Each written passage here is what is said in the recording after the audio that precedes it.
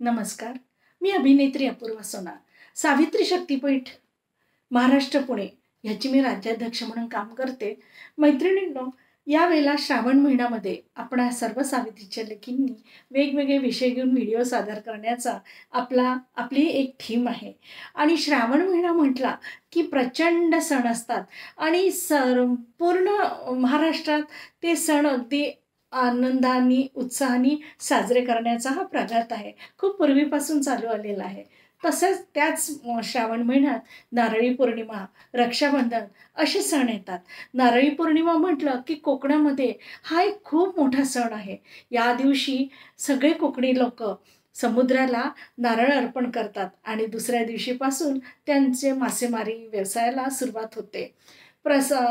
यामागचा उद्देश हाच, कारण श्रावण महिना हा पावसाळ्यातच येतो आणि यावेळेला समुद्राला खूप भरती आलेली असते, पूर येऊन गेलेले असतात.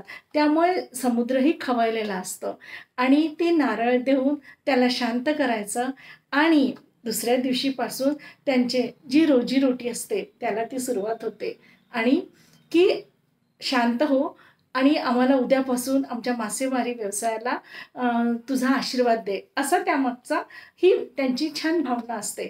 त्यामुळे अगदी सर्व कोकणी बांधव छान नटून थटून त्या समुद्रावर जातात आणि तिथेही नारळ अर्पण करून ते पूजा करतात आणि छान उत्सवाने नाचगाणी करून हा उत्सव साजरा करतात.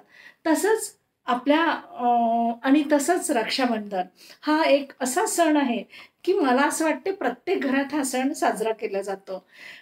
ह्या सणामागचं एक उद्देश हाच, म्हणजे एक बहीण भावाला राखी बांधते. राखी बांधून त्याच्याकडनं एक अनामिकपणे एक वचन घेते की तू माझं आजपासून रक्षण कर. हा खूप पूर्वीपासून आलेला म्हणजे ह्याचा एक उद्देश आहे की रक्षाबंधन म्हणजे रक्षा कर. पण हल्ली केवळ भाऊच बहीणच भावाला राखी बांधते असं नाही. आता रक्षाबंधन म्हणजे एक जबाबदारी स्वीकारणे, रक्षण करणे. ते एक स्त्री सुद्धा एका स्त्रीचं रक्षण करू शकते, बहीण बहिणीचं रक्षण करू शकते, मैत्रीण मैत्रिणीचं रक्षण करते.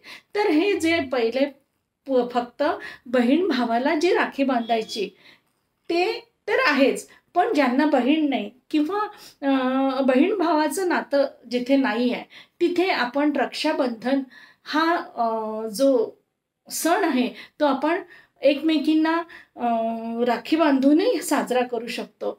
यामागची भावनाच ही आहे की हे राखी बांधून हे एक बंधन आपण निर्माण करतो की आजपासून तू माझं रक्षण करायचं. तर मैत्रिणीमध्ये सुद्धा रक्षाबंधन आपण राखी बांधून त्यांचं एक प्रेमाचं प्रतीक म्हणून किंवा त्यांचं एक प्रेमाचं एक राखीचं बंधन म्हणून तिचं रक्षण करणे ही एक जबाबदारी स्वीकारतो. तर आम्ही सावित्रीच्या लेकींनी केवळ बहीण भावांमध्ये रक्षाबंधन न साजरी करता आम्ही सावित्रीच्या लेकींनी बहिणी बहिणींमध्ये, मैत्रिणी मैत्रिणींमध्ये, दोन स्त्रियांमध्ये आम्ही एक रक्षाबंधन हा सण साजरा करतो आहे आणि एकमेकांना वचनबद्ध होतो आहे की आजपासून तुम्ही माझी रक्षा करा, हा या मागचा हेतू आहे. आणि असंच आम्ही एक नवीन पायंडा आमच्या सावित्रीच्या लेकींनी पूर्ण महाराष्ट्रात रुजू केलेला आहे. आणि जिथे बहीण भाऊ नाही तिथे आम्ही सावित्रीच्या लेकी एकमेकींना राखी बांधून एकमेकींना वचन देऊन आम्ही एकमेकींचं रक्षण करणार अशी शपथ घेऊ आणि हा सण साजरा करणार आहे. तर माझ्या सर्व सावित्रीच्या लेकींना माझी विनंती आहे की हा सण बहीण भावांमध्ये तर आपण साजरा करूच, पण आपण एकमेकींमध्ये राखी बांधून रक्षण करण्याचं आपण एक वचन घेऊया आणि हा आपल्या रक्षाबंधनचा हा दिवस खूप थाटामाटात साजरा करूया.